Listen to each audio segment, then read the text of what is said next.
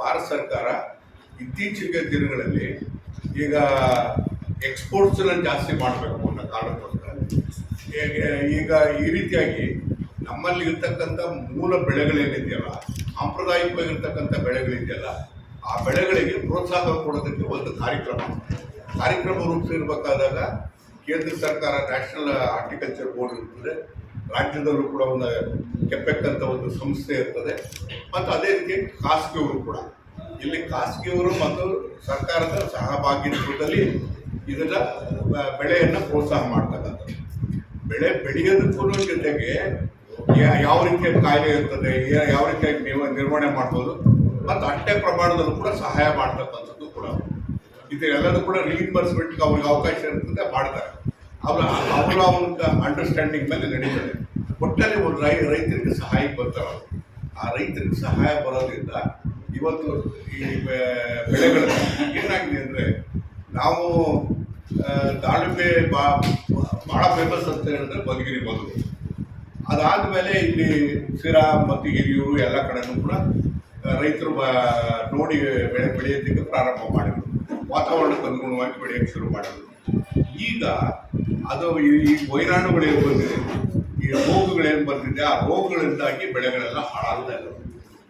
ಅದನ್ನು ತಪ್ಪಿಸೋದಕ್ಕೋಸ್ಕರ ಅದಕ್ಕೆ ಕಣ್ಣಿಗೆ ಕಾಣೋದಿಲ್ಲ, ಅದಕ್ಕೆ ಯಾರಿಗೂ ಗೊತ್ತಾಗೋದಿಲ್ಲ.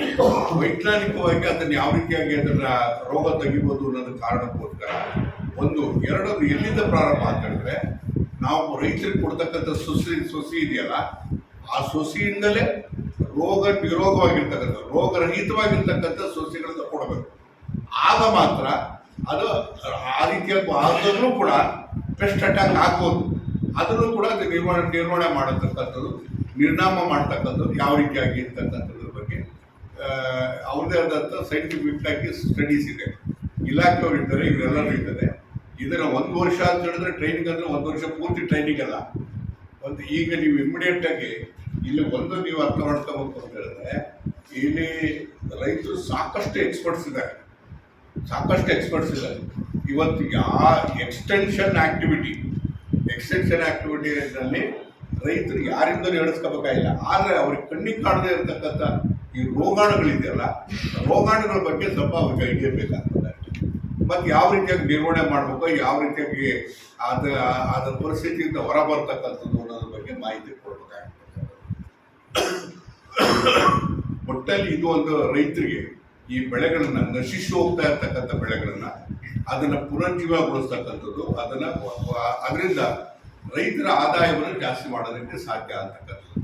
ಇವತ್ತು ವೈವಿಧ್ಯವಾಗಿರ್ತಕ್ಕಂಥ ವಾತಾವರಣವನ್ನು ಪ್ರಯೋಜನ ಪಡ್ಕೋಬೇಕಾದಾಗ ಈ ರೀತಿಯಾದಂಥ ಪ್ರೋತ್ಸಾಹವಾಗಿರ್ತಕ್ಕಂಥ ಕಾರ್ಯಕ್ರಮಗಳು ಬರಬೇಕಾಗ್ತದೆ. ಅದು ಭಾರತ ಸರ್ಕಾರ, ರಾಜ್ಯ ಸರ್ಕಾರ ಮತ್ತು ಖಾಸಗಿಯವರಿಂದ ಇವತ್ತು ಬಂದಿರ್ತಕ್ಕಂಥದ್ದು. ಅದನ್ನು ಇನ್ನು ಮುಂದೆ ಬಹುಶಃ ರೈತ ಸಭೆಯನ್ನು ಕರೆದಾಗ ಅನೇಕ ಪ್ರಶ್ನೆಗಳು ಬರ್ತದೆ. ಆದರೆ ಇವ್ರದ್ದೆಲ್ಲ ಏನಂತಂದರೆ, ಹೇಳ್ಬೇಕಾದ್ರೆ ಸೂಕ್ಷ್ಮವಾಗಿ ಯಾವ ಹಿನ್ನೆಲೆಯಲ್ಲಿ, ಯಾಕಂದರೆ ಮಾಧ್ಯಮದವರಿಗೆ ಕೂಡ ಗೊತ್ತಾಗಬೇಕಲ್ಲ ಯಾವ ಹಿನ್ನೆಲೆಯಲ್ಲಿ ಈ ಕಾರ್ಯಕ್ರಮವನ್ನು ಮಾಡ್ತಾ ಇದ್ದಾರೆ ಅಂತಕ್ಕಂಥದ್ದು. ಹಾಗಾಗಿ ಅದನ್ನು ಮಾಡೋದಕ್ಕೋಸ್ಕರ ಇವತ್ತು ನಮ್ಮ ನ್ಯಾಷನಲ್ ಹಾರ್ಟಿಕಲ್ಚರ್ ಬೋರ್ಡ್, ಆಮೇಲೆ ಕೆಪೆಕ್ ಸಂಸ್ಥೆ ಮತ್ತು AIC ಸಂಸ್ಥೆ ಖಾಸಗಿಯವರು ಇವರು ಎಲ್ಲಿಂದ ಅಂತಂದರೆ, ನಮಗೆ ಸೊಸಿ ಕೊಡೋದ್ರಿಂದ ಹಿಡ್ಕೊಂಡು ಔಷಧಿ ಕೊಡ್ತಕ್ಕಂಥದ್ದು ಮತ್ತು ಎಕ್ವಿಪ್ಮೆಂಟ್ ಸಪ್ಲೈ ಮಾಡ್ತಕ್ಕಂಥದ್ದು, ಇದೆಲ್ಲದಕ್ಕೂ ಕೂಡ ಸಬ್ಸಿಡೀಸನ್ನು ಕವರ್ ಮಾಡ್ತಕ್ಕಂಥದ್ದು.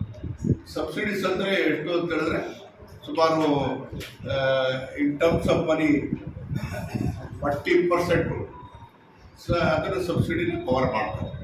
ಇದು ಒಂದು ರೈತರಿಗೆ ಸಹಾಯವಾಗ್ತಕ್ಕಂಥದ್ದು. ಮತ್ತೊಬ್ಬ ಸಣ್ಣ ರೈತನು ಕೂಡ ಈ ರೀತಿಯಾದಂಥ ಸಹಾಯ ಹಸ್ತ ಸಿಕ್ಕಿದಾಗ ಅವನು ಕೂಡ ಬೆಳೆಯೋದಕ್ಕೆ ಸಾಧ್ಯ ಆಗ್ತದೆ. ಅರ್ಧ ಎಕರೆನೂ ಬೆಳಿಬೋದು, 1 ಎಕರೆನೂ ಬೆಳಿಬೋದು, 10 ಎಕರೆನೂ ಬೆಳಿಬೋದು. ಈ ಎಲ್ಲೋ ಒಂದು ಕಡೆಗೆ ಸಣ್ಣ ರೈತ ಇರ್ತಾರಲ್ಲ, ಅವನು ಕೂಡ ಒಂದು ಪ್ರೋತ್ಸಾಹ ಮಾಡಿ ಒಳ್ಳೆ ಲಾಭದಾಯಕವಾದಂಥ ಬೆಳೆಯನ್ನು ಮಾಡಬೇಕು ಅಂತಕ್ಕಂಥ ಉದ್ದೇಶದಲ್ಲಿ ಈ ಕಾರ್ಯಕ್ರಮ ರೂಪಿಸಿರ್ತಕ್ಕಂಥದ್ದು.